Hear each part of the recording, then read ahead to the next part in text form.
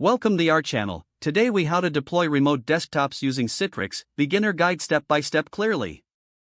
Begin by ensuring that your environment meets the necessary system requirements for Citrix. Download the Citrix virtual apps and desktop software from the official Citrix website. Install the software on your designated server. Follow the prompts in the installation wizard to set up your Citrix environment. Once the installation is complete, launch the Citrix Studio application. Select Delivery Groups to create a new delivery group for your remote desktops. Choose Create Delivery Group to begin the configuration process. Decide whether to use existing machines or create new virtual machines.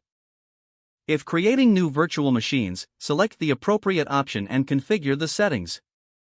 Next, configure the machine catalog to specify the type of virtual machines you want to deploy. Assign a name to your machine catalog for easy identification. Set the hypervisor type based on your infrastructure. Once your catalog is set up, proceed to assign the virtual machines to your delivery group. Select users or groups that will have access to the remote desktops. Adjust any additional settings, such as user access and session limits, to fit your needs. Click on Finish to complete the setup of your delivery group. Now, configure the Citrix storefront, which will be the access point for users. Install the storefront software on your server if it's not already installed.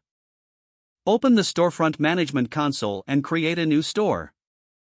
Link the store to your delivery group to enable access to the remote desktops.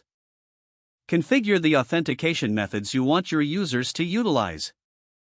Set up user interface options for better user experience.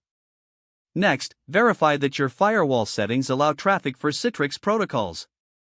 Deploy the Citrix receiver on end-user devices to facilitate connection. Test the connection by launching the Citrix receiver and accessing the store. Ensure users can log in and that they see the remote desktop options available to them. Make any necessary adjustments to settings based on the testing phase.